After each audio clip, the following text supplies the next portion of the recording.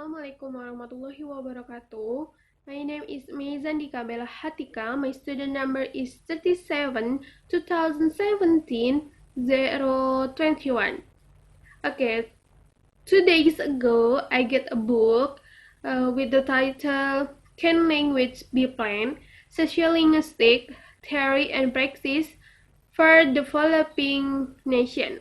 This book, edited by Joan Rubin from Department of Morphology, Tulane University, and John Hagernet from Department of Linguistics, Monash University. Okay, this book like that.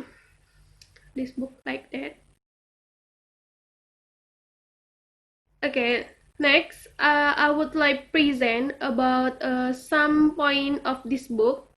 So, next.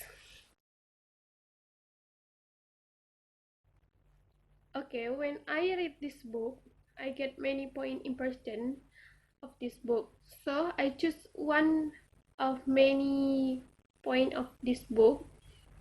So this is language planning as an element in modernization. Okay, in language planning as an element in modernization, there are language planning as practiced today. The term of reference defining the function, language, and literature again see as follow. The first to develop and enrich the national language. The second is to promote literature talents, especially in the national language. The third is to print or publish or assist the printing or publication of books, magazines, pamphlets, and other form of literature in the national language as well as in the other language. The fourth is to standardize the spelling and pronunciation and to coin appropriate terminologies in the national language. And the last is to compile and publish a national language dictionary. Next is language planning as a topic of study. In fact, many of the writers on this topic have been linguistic. However, owing to their professional bias, the scholarly language planning literature has not concerned itself with an obvious fact, namely that language planning as part of social change is subject to the rules of this kind of change.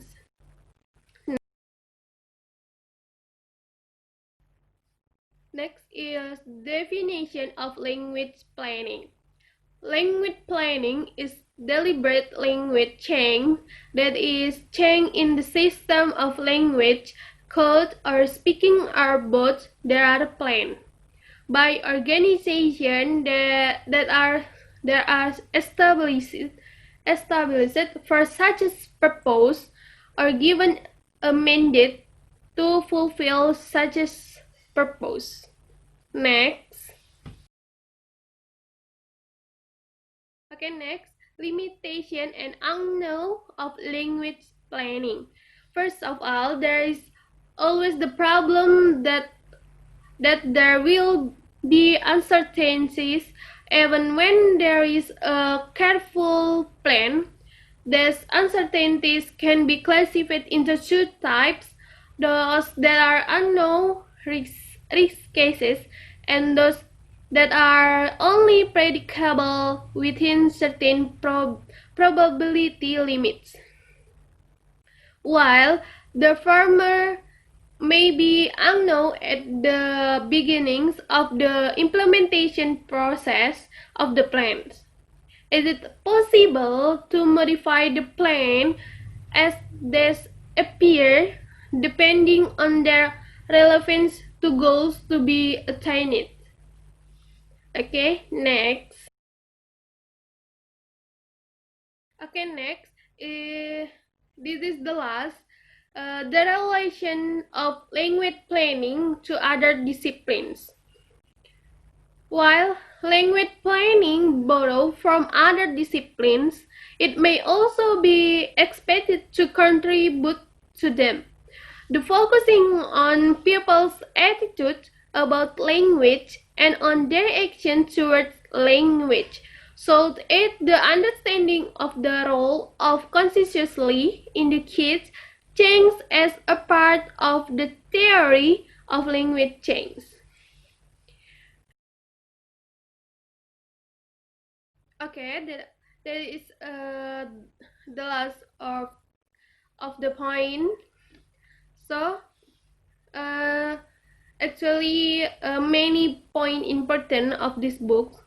So I choose some point important. I hope you get a point. So that's all about my presentation. If I have many mistakes, I am so sorry. So I close. Assalamualaikum warahmatullahi wabarakatuh. Thank you.